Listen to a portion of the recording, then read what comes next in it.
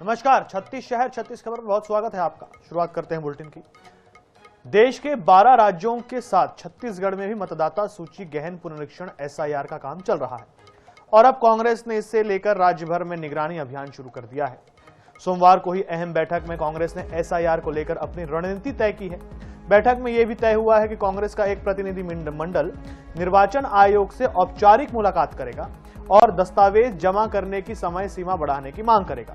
Party का तर्क है कि इस समय राज्य में धान कटाई और बिक्री का सीजन चल रहा है, ऐसे में ग्रामीण मतदाताओं के लिए दस्तावेज अपडेट करना मुश्किल है। पार्टी ने मांग की है कि वोटर लिस्ट अपडेट करने की अवधि कम से कम 3 महीने की जाए ताकि कोई भी नागरिक मताधिकार से वंचित न हो। वहीं इस मामले को लेकर कैबिनेट मंत्री गजेंद्र यादव ने कहा है कि अभी एसआईआर का सबसे उपयुक्त समय है। किसान अभी फसल कटाई के लिए गांव में ही है, कांग्रेसी सक्रिय नहीं है, इसलिए विरोध करते हैं। तो दूसरे चरण के एसआईआर के लिए 12 राज्यों को चिन्हित किया गया है, जिसमें छत्तीसगढ़ भी है और एसआईआर की प्रक्रिया शुरू भी हो चुकी है। जिस दिन से एसआईआर की प्रक्रिया शुरू हुई है तब से देखने को मिल रहा है कि बीजेपी और कांग्रेस पार्टी के बीच में एसआईआर प्रक्रिया को लेकर राजनीति हो रही है। अब कांग्रेस पार्टी ने एक नई मांग कर दी है कि भाई एसआईआर में जो नाम जोड़ने का समय दिया जाएगा उस समय अवधि को बढ़ाया जाए। देखिए, अब भारत निर्वाचन आयोग का अपना काम करने का एक अलग सिस्टम है। हमारे और किसी और के कहने पे कोई उनका डेट तिथि नहीं बदल सकता।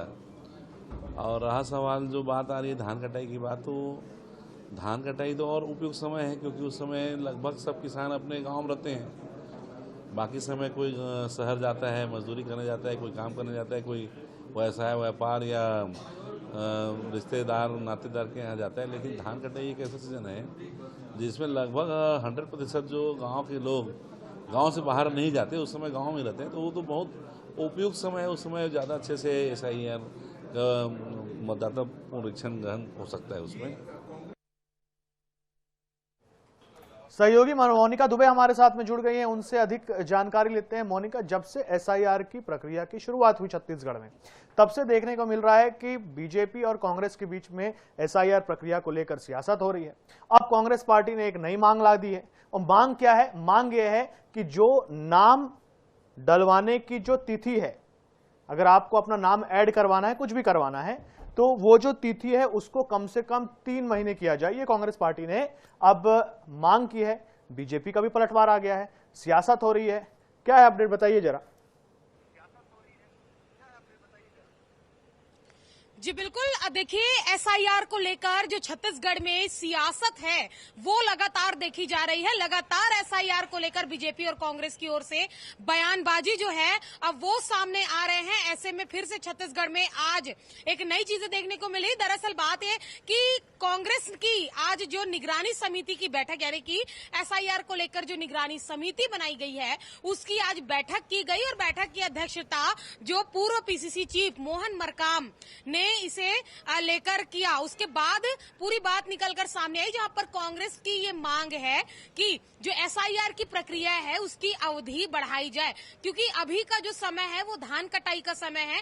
ऐसे में अगर बीएलओ गांव-गांव जाकर एसआईआर की प्रक्रिया को पूरी करवाते हैं तो किसान अपने घर में कभी उपलब्ध होंगे तो कभी उपलब्ध नहीं होंगे, क्योंकि अभी एक पीक टाइम है जब धान कटाई का समय है। ऐसे में गांव वाले अधिकतर जो समय है वह खेतों में व्यतीत करते हैं। इसी मामले पर एक तथ्य और निकलकर सामने आया जिसमें यह कहा गया कि छत्तीसगढ़ में चुनाव को अभी बहुत समय बाकी है। ऐसे में जो इसकी अवधि है एसआईआर की वो बढ़ाई जाए, क्योंकि इसमें जो मतदाता है, जो भी मतदान करने वाला है उसके नाम ना काटे जाए। साथ ही साथ कांग्रेस ने इसे लेकर भारतीय जनता पार्टी पर आरोप भी लगाया है कि जो बीजेपी के पक्ष में वोट नहीं करता है एसआईआर के जरिए उनके नाम काटे जाएंगे। तो कुल मिलाकर एसआईआर को लेकर जो प्रदेश में सियासत है, सियासी पारा है वो लगातार बढ़ा हुआ है। जहां एक और सरकार और बीजेपी एसआईआर की प्रक्रिया को पूरी करवाने के लिए जो प्रोसेस है वो लगातार कर रही है।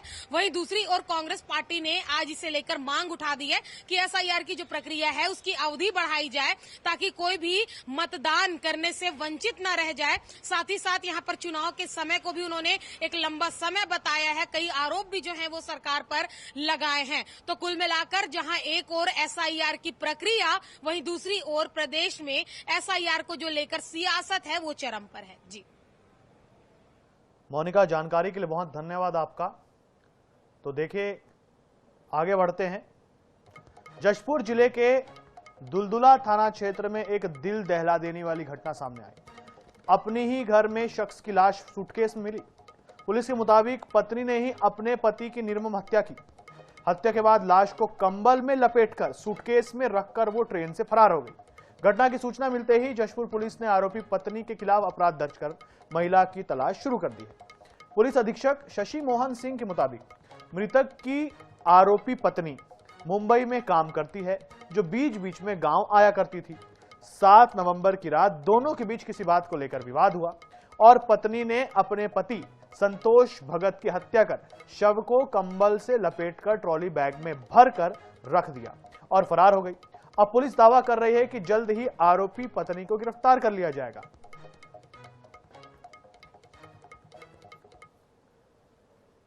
43 वर्षीय भाई संतोष भगत की हत्या हो गई है। हत्या के पश्चात पुलिस की टीम घटनास्थल पर रवाना होकर एफएसएल की टीम के साथ विवेचना कर रही है। विवेचना के पश्चात उसमें धारा 103 भारतीय न्याय संहिता का मामला पंजीबद्ध कर लिया गया है और उसकी तलाश में पुलिस की पार्टी मुंबई की ओर रवाना हुई है, क्योंकि ऐसा पता चला है कि वो पूर्व में मुंबई में काम करती थी।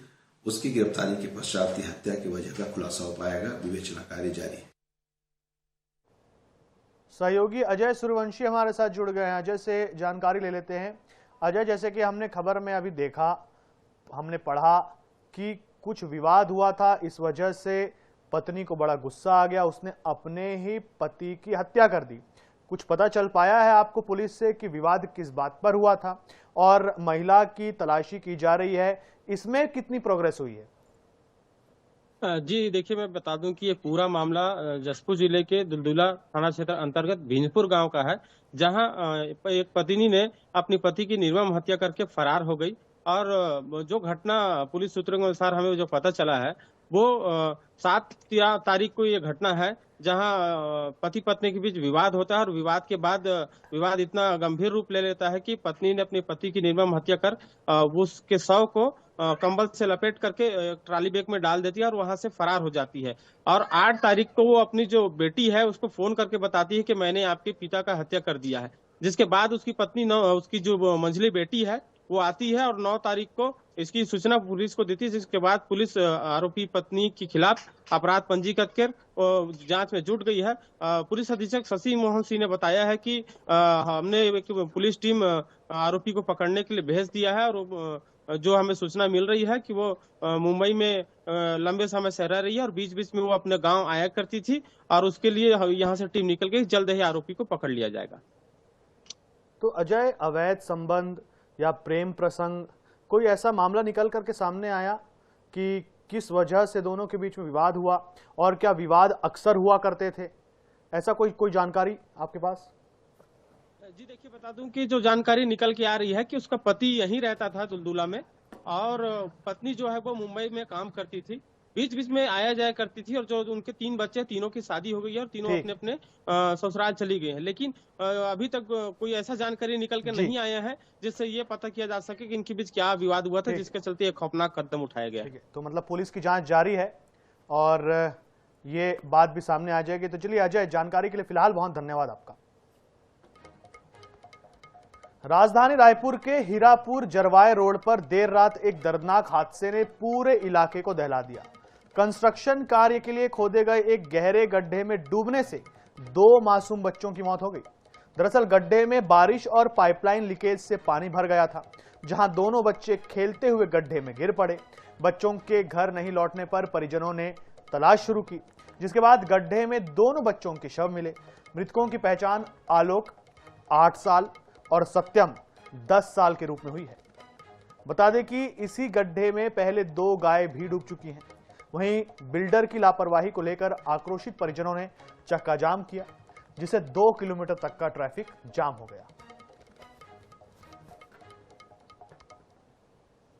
राजधानी रायपुर से बेहद ही दुखद खबर निकल करके सामने आई है, जब कबीर नगर जरवाहे रोड के पास एक गड्ढे में गिर करके 2 मासूमों की जान चली गई। दोनों बच्चे कंस्ट्रक्शन साइट के पास खेल रहे थे, वहां पर पानी भरा हुआ था। गड्ढे में 20 से 40 फीट गड्ढे की गहराई बताई जा रही है। तस्वीरें आप देख रहे हैं, ये वो गड्ढा है जहां पर बताया जा रहा है कि एक बिल्डर के द्वारा 6 मंजिला इमारत जो है वो बनाई जानी थी, लेकिन इमारत का काम शुरू नहीं हुआ था और गड्ढे को इसी प्रकार से गड्ढा खोद करके छोड़ दिया गया था। यहाँ पर पानी भर गया, आप देखेंगे कहीं से भी ये गड्ढा दिखाई नहीं दे रहा है। एक तालाब की तरह यहाँ पर पानी भर चुका है। 20 से 40 फीट इसकी गहराई है। इसके पहले भी 2 यहाँ पर गाय के बच्चे जो है वो डूब गए थे, उनकी मौत हुई थी। और अब 2 मासूम जो इसी मोहल्ले में रहते हैं, पास में ही रहवासी हैं, पास के ही यहाँ पर खेल रहे थे और वो लोग इस गड्ढे में गिर गए और उनकी डूबने से मौत हो गई। कहीं ना कहीं बिल्डर की घोर लापरवाही सामने आई है। जब बिल्डर के द्वारा इस जगह पर निर्माण कार्य नहीं किया जा रहा था, 1.5 साल से काम बंद है, बावजूद इसके गड्ढे को इसी प्रकार से आप देखेंगे कहीं से भी गड्ढे के आसपास बाउंड्री नहीं लगाई गई है, खुले में गड्ढे को छोड़ दिया गया है। और ये बारिश का पानी जो इसमें भरा हुआ है और इसमें जो बच्चे हैं उनकी डूब करके मौत हो गई। परिवार के लोगों ने चक्का जाम किया है, उन्होंने मुआवजे की मांग की, लेकिन 2 मासूम जो आसपास के क्षेत्र के रहने वाले थे वो यहाँ पर खेल रहे थे। आप सोचिए कितनी बड़ी लापरवाही है, इतना गहरा और बड़ा गड्ढे को छोड़ करके बिल्डर द्वारा यहाँ से कोई ध्यान नहीं दिया गया, जिसके चलते वो मासूम यहाँ पर डूब गए और दोनों परिवारों के चिराग बुझ गए हैं। अब देखना होगा इस मामले में जिम्मेदारों को क्या कार्रवाई की जाती है। लेकिन ये पूरा इलाके को आप देखेंगे तो यहाँ छोटे छोटे बच्चे रहते हैं, आसपास मकान आपको यहाँ पर दिखाई देंगे और यहीं पर 6 मंजिला इमारत बननी थी। 1.5 साल से काम चालू नहीं हुआ था और गड्ढे को इसी प्रकार से छोड़ दिया गया था, जिसका कारण अब बारिश यहाँ पर पानी भरा और वो बच्चे जो यहाँ खेल रहे थे वो इसमें जा गिरे और उनकी मौत हो गई है। फिलहाल देखना होगा जिम्मेदारों की ओर से क्या कुछ कार्रवाई की जाती है। कैमरा पर्सन अरुण साहू के साथ मोहम्मद सैन, NH 24/7 रायपुर। राजधानी रायपुर में एक बेहद ही दुखद घटना निकल करके सामने आई है, जहां पर हीरापुर इलाके में एक कंस्ट्रक्शन कंपनी के द्वारा गड्ढा खोदा जाता है, लेकिन वहां पर पानी भरने के बाद 2 मासूम वहां पर डूब करके उनकी मौत हो जाती है। देर रात की पूरी घटना थी और अब जो परिजन है वो न्याय के लिए सड़क पर आने के लिए मजबूर हो गए। आप देख सकते हैं परिजनों का रो रो करके बुरा हाल है। सभी लोग न्याय की मांग कर रहे हैं। आखिरकार जो जिम्मेदार है उन पर कब कार्रवाई होगी, लोगों से बातचीत करेंगे। क्या कार्रवाई की मांग को लेकर के यहाँ पर आप लोग सड़क पर आने को मजबूर है? हम लोग सड़क पे आना नहीं चाहते थे, सुबह से रिक्वेस्ट किए, हाथ जोड़े, गिड़गिड़ाए, आप लोग आइए, पीड़ित परिवार से बात कीजिए, उनकी बात को सुनिए, कोई नहीं आया। हुआ क्या था ये पूरा मामला? 2 छोटे बच्चे हैं, 9 साल 12 साल के, वहाँ पे 1.5-2 साल से कंस्ट्रक्शन का काम रुका हुआ है। 15 से 20 फीट का गड्ढा खोद के छोड़ दिया गया है और उस पर बहुत बार जो है पानी भर गया बारिश की वजह से। बहुत बार कंप्लेन भी किए हमारे पार्षद साहब संदीप साहू जी, उसके बावजूद जो है नगर निगम आके वहाँ पे ध्यान ने, हाँ, उसके बाद 2 बार गाय डूब के मर चुका है। जब कल हम लोग पूरा ढूंढे, बच्चे को नहीं मिला, जब पता चला वहाँ पे चप्पल दिखा, सब लोग गए, ढूंढे, निकाले। हम लोग सुबह से मांग कर रहे हैं बिल्डर का, आइए परिवार से बात कीजिए। परिवार से बात किए, बहुत कोशिश किए, उनको बुलाने का नहीं आए। लास्ट में हम लोग परेशान होके यहाँ पे आए और चक्का जाम किए। हमको दोनों के ऊपर कार्रवाई चाहिए और उचित मुआवजा दोनों परिवार को मिलना चाहिए, उचित से उचित कार्रवाई। मासूम बच्चा है, घर का चिराग बुझ गया और परिवार मजबूर है सड़क पर आने के लिए, न्याय के लिए। परिवार की मांग है जो जिम्मेदार है कोई सामने आए, बात करे, लेकिन कोई बात नहीं कर रहा। और आक्रोश आप देख सकते हैं लोगों में, पूरे मोहल्ले वासी, आसपास के रहने वाले। उस गड्ढे में पहले भी 2 जो गाय के बच्चे हैं वो वहां पर डूब चुके हैं और जो कहीं ना कहीं जो मृतक है उनके परिजनों को कहीं ना कहीं जो मुआवजा है वो दिया जाए। कैमरा पर्सन अरुण साहू के साथ मोहम्मद सैन, NH 24/7 रायपुर। दुर्ग जिला अस्पताल में शनिवार को नसबंदी के दौरान 2 महिलाओं की मौत हो जाने से स्वास्थ्य विभाग में हड़कंप मच गया। प्रारंभिक जांच में आशंका जताई जा रही है कि यह हादसा सर्जरी के दौरान दी गई किसी दवा के रिएक्शन से हुआ। पहला मामला 28 साल की पूजा यादव का है, जो परिवार नियोजन के तहत शनिवार सुबह करीब 9:30 बजे जिला चिकित्सालय पहुंची थी। नसबंदी ऑपरेशन के बाद शाम लगभग 4 बजे उसकी तबीयत अचानक बिगड़ गई। जबकि दूसरा मामला सिकोला भाटा निवासी 26 साल की किरण यादव का है, जो सिजेरियन डिलीवरी के जरिए एक बच्चे को जन्म उसने दिया था। शाम को उसने भी नसबंदी करवाई, जिसके कुछ ही समय बाद उसकी तबीयत खराब हो गई।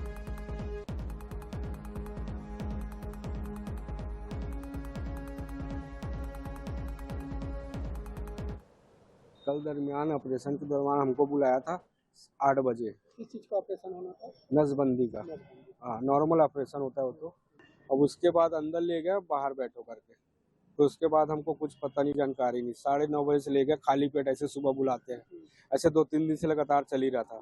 फिर पूछते थे ठीक है बोले। उसके बाद फिर 1 घंटे बाद बोलते हैं पूजा नहीं रह गई, ऐसा करके। कितने बजे बताया कि मौत हो गई? ये 4 बजे की बात है शाम क्या को। ऑपरेशन हो चुका था? ऑपरेशन होने के बाद, सीजर रूम में ले जाने के बाद क्या बताया क्यों मौत हुआ, क्या वजह? बस वही बताएं कि झटका आने से हुआ ऐसे। कितने साल की थी? कल टोटल 9 ऑपरेशन हुए थे, 7 तो बहुत अच्छे से हुए। उसके बाद में जो 2 ऑपरेशन हुआ था, उनको जो एनेस्थीसिया का इंजेक्शन लगाया गया था, ऐसा माना जा रहा है हो सकता है कि उसकी वजह से हुआ होगा। और वो पर्टिकुलर किसी व्यक्ति का मतलब रिएक्शन भी हो जाता है, तो उसके लिए मैंने डेड बॉडी को पोस्टमार्टम के लिए रखवा दिया। डॉक्टरों की टीम बनाई है और टेस्ट रिपोर्ट मांगा है। जो ऑपरेशन के दौरान लगता है सबको वही इंजेक्शन लगा हुआ था। अभी देख रहे हैं उसका टेस्ट रिपोर्ट मंगाया गया है। और कंडीशन क्या है कि जैसे रिएक्शन होता है तो पर्टिकुलर किसी व्यक्ति को, जैसे सेम इंजेक्शन अगर किसी व्यक्ति को लग रहा है, मतलब अगर 10 को लगा तो एक रिएक्शन हो ही जाता है। सहयोगी आनंद ओझा हमारे साथ में जुड़ गए हैं। आनंद, नसबंदी के दौरान 2 महिलाओं की मौत हो गई। आखिर कब तक आम लोगों को ऐसी समस्याओं से जूझना पड़ेगा? इस समस्या जूझने वाली समस्या नहीं है, ये एक घोर लापरवाही और घोर भर्राशाही का नजारा है। आगे जहां आप सरकारी सिस्टम को नीचे तक पहुंचाने के लिए योजना बनाते हो नसबंदी का है, जिसमें परिवार का नियोजन करना है, न कि परिवार की संख्या को कम करना है। तो इस दोनों घटनाओं में परिवार की संख्या कम हुई और 4 बच्चे अनाथ हुए हैं। और साथ में दोनों पक्ष के, मायके पक्ष और ससुराल पक्ष के, दोनों पक्षों के अपने जो है वो खो गए हैं। सरकार इसके लिए बाकायदा शिविर चलाती है, एनजीओ के माध्यम से प्रचार करती है और लाख दावे करती है कि हम नसबंदी कराएंगे, यहाँ पर जनसंख्या को सीमित करेंगे ताकि अच्छे से शिक्षा दीक्षा समीक्षा हो सके। लेकिन शिक्षा दीक्षा समीक्षा के बीच अगर लोगों की जाने चले जा रहे तो इसमें कहीं ना कहीं जो इलाज कर रहे हैं या फिर जो नसबंदी कर रहे हैं उनके ऊपर गंभीर अपराध बनता है। आखिर लोगों की जान से आप कैसे खेल सकते हैं? कल जिस महिला की मौत हुई वहां पर साफ तौर पर परिजन आरोप लगाते रहे, गिड़गिड़ाते रहे, उनके सामने घुटने टेकते रहे कि मेरी घर की जो महिला है उसका ब्लडिंग हो रहा है। आप कृपया देखें, डॉक्टरों ने नहीं देखा जब तक उसकी मौत हो चुकी थी। आज भी मामला वैसा ही हुआ। जब एक डॉक्टरों ने बोला कि आप नसबंदी करा लीजिए, ये अच्छा एक नियोजन का माध्यम है। जब परिजन मान गए, हस्ताक्षर कर दिया, तो उसके बाद डॉक्टरों की जिम्मेदारी बनती कि इन्फेक्शन को देखे, उसको बचाए, जच्चे बच्चे सबको सुरक्षित करे। तो उस ओर ध्यान नहीं था। अपना नसबंदी किए, अपना टारगेट पूरा किए कि हम आज 9 कर लिए, जिसमें 2 खत्म हो गए, 7 हमारे पास है, ये बोले और इसी करते चलते बने। तो ये हर बार ऐसा ही होता है, इस बार भी वैसे ही हुआ है। अब जांच के लिए टीमें बना दी जाएगी और जिसको खोना वो खो गया। तो ये कहीं ना कहीं गंभीर लापरवाही है, इसमें अपराध दर्ज होना चाहिए और इसमें कड़ी से कड़ी कार्रवाई होनी चाहिए। अब देखते हैं इससे आगे हो क्या पाता है, लेकिन परिजन कई जगह आनंद, दवा किसने प्रिस्क्राइब की थी, इसके बारे में कुछ पता चल पाया? ट्रेनी डॉक्टर था, कौन सा डॉक्टर था, एक्सपीरियंस डॉक्टर था? आखिर इस तरीके से अस्पताल प्रबंधन बोल कैसे सकता है कि दवा रिएक्शन हो गया, इस वजह से 2 महिलाओं की मौत हो गई? देखिए, जब इन डॉक्टरों के हाथ में बारी आती है तो अंदर उन लोग की आपसी समन्वय और जांच का जो जिम्मा रहता है उसी में से किसी को रहता है। आप किसी बड़े स्तर के जांच को 1-2 डॉक्टरों को छोड़ दे तो किसी छोटे मामलों में सजा होती नहीं है। ये इनको अच्छे से भली बात पता है, इसलिए ये अपना बाकायदा टारगेट पूरा करते हैं। कुछ डॉक्टर उसमें अच्छे भी होते हैं, जैसे दानी साहब है, उन्होंने कहीं ना कहीं बोला कि हाँ ये मामला गलत तो है। तो बाकी जो कुछ डॉक्टर होते हैं अपना टारगेट पूरा करते हैं और बस अपना कॉलर सीधा की और चलते बने। तो ये इस मामले में भी कहीं ना कहीं गंभीर लापरवाही है कि जब किसी की जान चले गई और आप इस मामले में बोल रहे हैं कि जांच हो जाएगी, जांच में आज कहां तक पहुंचेगी और कौन जिम्मेदार होगा, ये अभी तक कोई बताने वाला नहीं है। तो ये समाज और जो परिजन हैं जिन्होंने अपने घर की 2 महिलाओं को खोया है, वो कुछ तो एक्सपेक्ट करेंगे ना, कोई तो कार्रवाई होनी चाहिए, किसी को तो जिम्मेदार ठहराना पड़ेगा सिस्टम को।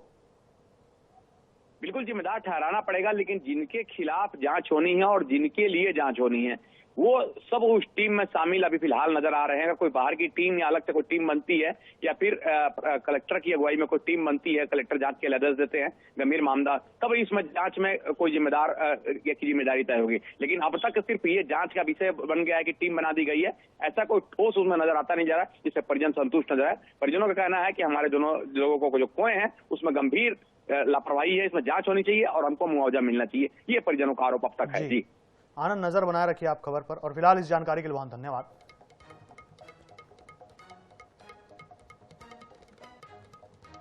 राजनांदगांव में सोमनी थाना के खुटेरी गांव के शिवनाथ नदी में कार के अंदर एक युवक का शव बरामद हुआ। घटना की जानकारी लगते ही पुलिस मौके पर पहुंची और क्रेन के माध्यम से कार को नदी से बाहर निकाला गया। कार के अंदर से एक युवक की लाश मिली, जिसकी पहचान लीलाधर कुंभकार के रूप में की गई। मृतक युवक 24 अगस्त से लापता था, जिसकी शिकायत थाने में की गई थी और आज युवक का शव मिलने से गांव में सनसनी फैल गई। दरअसल शिवनाथ नदी में नहाने गए युवक ने एक कंकाल देखा तो उसने इसकी जानकारी पुलिस को दी। इसके बाद पुलिस ने मौके पर पहुंचकर जब जांच पड़ताल की तो नदी के अंदर एक कार मिली, जिसको क्रेन से नदी से बाहर निकाला गया। उसी वक्त उसके अंदर एक युवक की सड़ी गली लाश बरामद की गई। फिलहाल पुलिस इस पूरे मामले की जांच में जुटी हुई है और आगे की कार्रवाई कर रही है।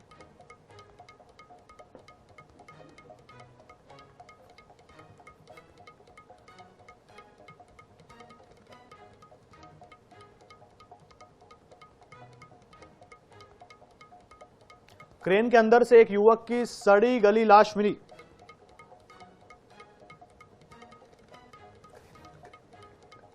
कार के अंदर से, माफ करिए, कार के अंदर से एक युवक की सड़ी गली लाश मिली। एक युवक जब नहाने के लिए नदी में गया तब उसने एक कंकाल देखा और इसकी सूचना उसने आगे दी। पुलिस ने जांच की तो पुलिस को पता चला कि अंदर एक कार भी है नदी के अंदर।